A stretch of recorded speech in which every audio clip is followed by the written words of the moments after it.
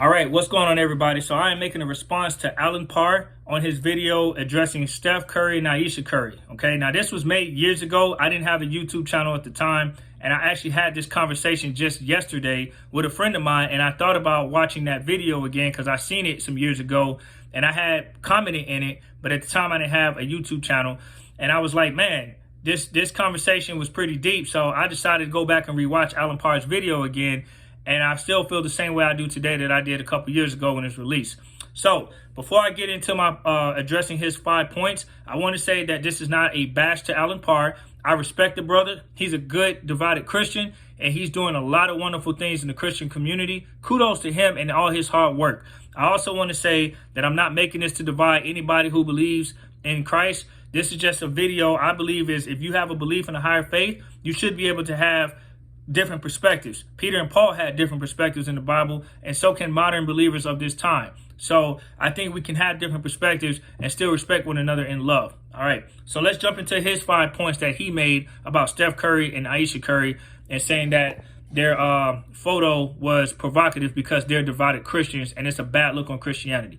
His first point was the body needs to be sacred for the spouses. So basically what he's saying is if a husband and a wife go on social media and post pictures that he views as provocative, that shouldn't be happening. It should only be for the husband and wife, not for the world. It's not their privilege to see that. Okay, well, here's the thing.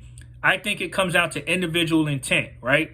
Everybody posts for different reasons. So can we really, truly, genuinely generalize every single person that posts a picture of their bodies that, and we have different levels of what we view as provocative, right? Like allenparr might see a picture, he thinks it's provocative. I might see the same photo and say, that's not provocative to me. So provocative is subjective to each individual, as well as each individual who posts their picture is also subjective to that individual's intent. Not everybody posts to be provocative and be a distraction. Some people generally post, for example, I'm gonna give you an example.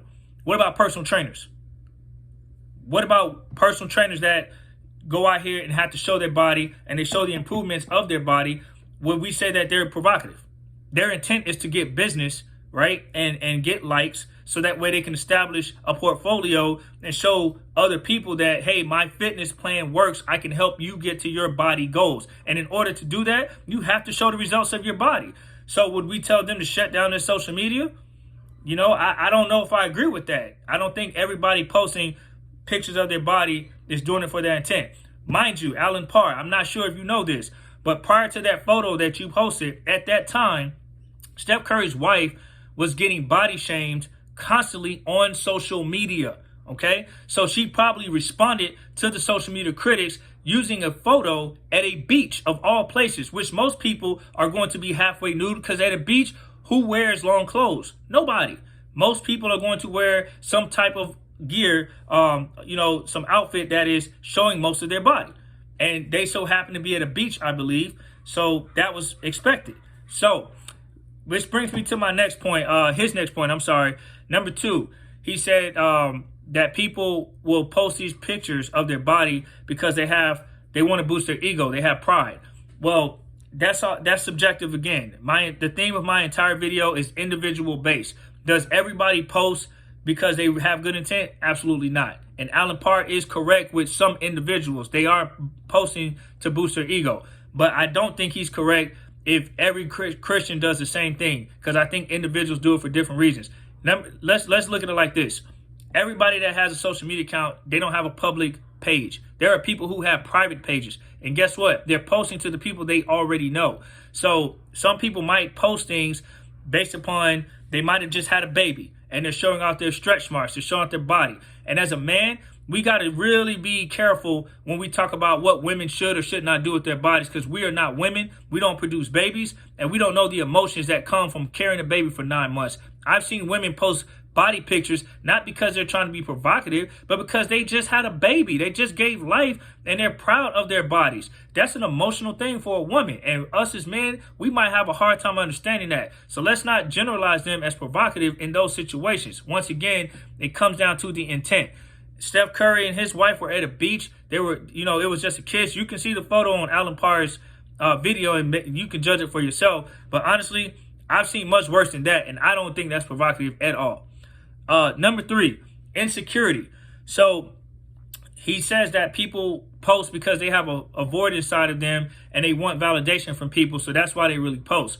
That could be true with some individuals. And you know what? Some individuals might feel that's healthy for them at that time. So rather than judge them or call them provocative or bash them, we should actually look at the condition and say, why is this person posting for validation? What are they lacking, from their childhood that went unresolved? Believe it or not, when you talk to people that do that, most of them felt ignored as a kid and it was unresolved, and they went their entire life trying to get some form of attention. And when social media was developed, this is a way to get that attention.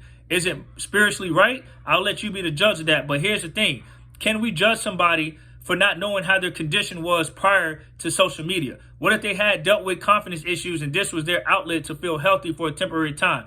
I'd much rather see somebody do that than to commit suicide, because there are people who are struggling with depression and this is their outlet, social media. And if that's what it is for now, hey, let's start there and then we'll improve that as we go on, because eventually you'll get to a point where you don't need to post for validation.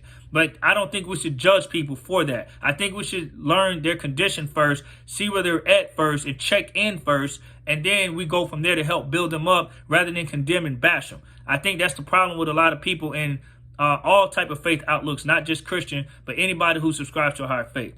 All right, number 4, he was making a point about attracting the wrong attention, kind of like baiting people in. So let's just say you're a personal trainer, as I mentioned earlier, and you're doing it for the right intent to build your brand, but you know that your body is going to attract a segment of thirsty people, right? And they're going to come in, they're going to inbox you, DM you, and they're going to be inappropriate, send you pictures because they think that's what you're representing. Well, guess what? There are people in other parts of the globe who have religious beliefs that they have to be all covered up, and they still lust too. So what do you say to that? What about people who aren't in bikinis and thongs and showing off their body on social media, but they're covered and they're not on social media? Do they not get raped by a lot of those men in those countries? Do they not have men with multiple women and multiple affairs and multiple, relationships? And these women are covered. So if they're lusting with women covered in other countries, why are we going to just subject women in countries like America where they can't dress freely and open like that? They have a different politics on this side of the globe. My whole point is, I understand that it can attract that type of attention to an extent, but at the end of the day, whether you're covered or whether you're not covered, if someone's going to lust, they're going to lust, period. So it's not going to stop. And it's been proven because, as I mentioned, in other countries, women are covered, they are required to be covered, and they still get hit on by thirsty dudes. All right. And the last point he made is, just dropped my sticky note.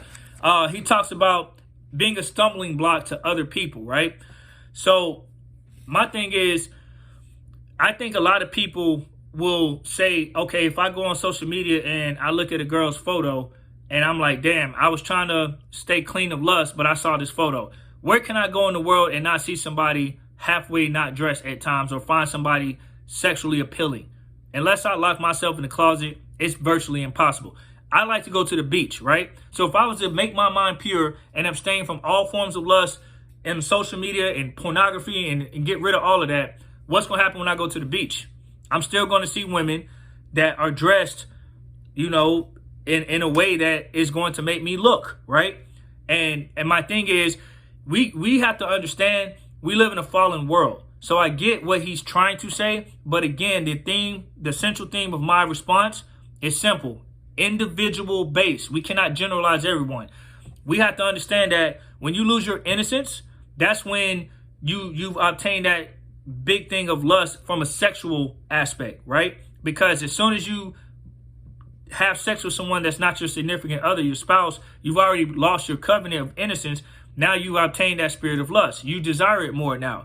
Versus if you were pure, you probably wouldn't desire it as much. This is why God's word teaches us that he wants us to abstain from that and have purity until we wed with someone. But majority of people are not waiting until they get married. They're having sex prior. And this is why we have a lot of those lust problems, in addition to people in taking porn or all these other sources that are more distractions. So I want to conclude with this and say, Alan Parr made a statement at the end of his video in that clip. He said, how do you know if it's inappropriate? What if he were to post a picture like that, or your pastor? What would you say about that? Well, here's my thing. Once again, pastors are people just like everybody else. The difference between a pastor is he or she is in a position to be able to give a word inspired by God. But we all know that there are many pastors who are not following God's lead, and they're following their own lead, and that leads to self-destruction a lot of the times. So with that being said, everybody is a sinner. Doesn't matter what type of role you have, and I'm not minimizing the role of pastors. There's a lot of phenomenal pastors out there, but there's also some that are jacked up, and that's just the truth to it. And I'm a person that has a belief in a higher power and wants to give another perspective. I'm not saying this to divide the body. I'm not attacking allenparr. I just want to present another perspective in peace and love. And I hope that this video helps, because I myself personally know women that are personal trainers, women that has had babies, women that have dealt with, you know, body shaming growing up since they were 5 years old. Like I've been into classes and taken it where I was the only man, and I listened to these women that were raped. So there's a lot of things going on in the background. Before we see a woman just showing off her body, I don't care if she's twerking, I don't care what she's doing. We got to really look at the symptoms of what got her there before we start judging her where she is. This is why a lot of people, truth be told, don't come to church or don't like to be around believers, because they're some of the most judgmental people. They will look at the surface and they will not look at the conditions first, right? And that's where we have to retrain ourselves as believers. Let's look at the conditions and symptoms and the roots of what caused you to get here before we judge you and where you're at today. Because there was a time when you were just a little kid who had an innocent nature, and you was just playing kickball or a shovel at the park or a seesaw at the park, freeze tag with other kids. You weren't always doing the things that you do today. Okay, so somewhere something got jacked up and it didn't get corrected, and you've let it linger and it became part of you. Now we got to figure out how to healthily remove that. I don't even know if healthily is a word, but I just made it up. Anyway, I know my video is a little bit long and lengthy, but I'm passionate about it, and I hope you enjoyed this video. allenparr, if you do see this video, brother, I would love to have this conversation with you, because me making this video in response to you, I feel like it's not doing enough. I'd rather have a dialogue. If we can, hey man, I'll be glad to do such, and I can give you my contact information. I hope to hear from you if possible. All right, guys, many blessings to everybody, and have a blessed day.